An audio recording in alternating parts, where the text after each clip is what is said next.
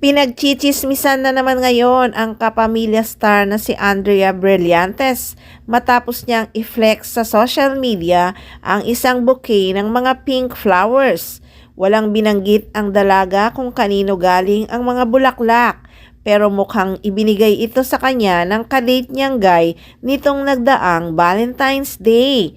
Bago ang pagpo-post ni Andrea ng natanggap na flowers sa SOCMED, spotted muna siya na may kasamang isang lalaki na may bitbit na bouquet of flowers habang sila ay nasa isang restaurant. Base sa mga comments ng netizens, nakilala ang kadate ng aktres na si Samuel Sam Fernandez, isang Filipino-Jordanian varsity basketball player mula sa San Beda University.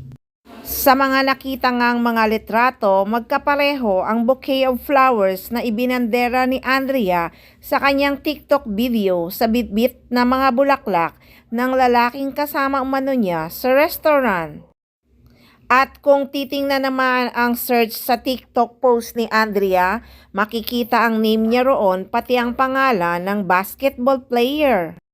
Tinukso-tukso tuloy siya ng mga netizens na pak na naman ang kanyang love life ngayon matapos ang kontrobersyal na paghihiwalay nila ng basketball player ding si Rizzy Rivero. Comment ng ilang mapanghusgang netizens, ayan na naman daw si Andrea at walang kadala-dala sa pagjojowa ng basketball player. Narito nga ang ilan pa sa mga reaksyon ng mga marites. Apektado ako, ang sakit, sobra ko nasasaktan kay Coil Blight. Ba't naman ganon? Ano ba? Nasa tamang tao ka na eh.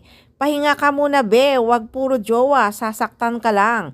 Today I did not get the memo. Why is everyone saying Sam Fernandez? Sino si Sam Fernandez? Bakit yon ang nasa search bar?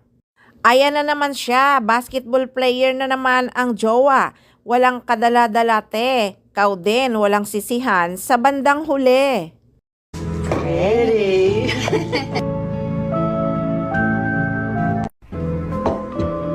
Look how pink, so pretty.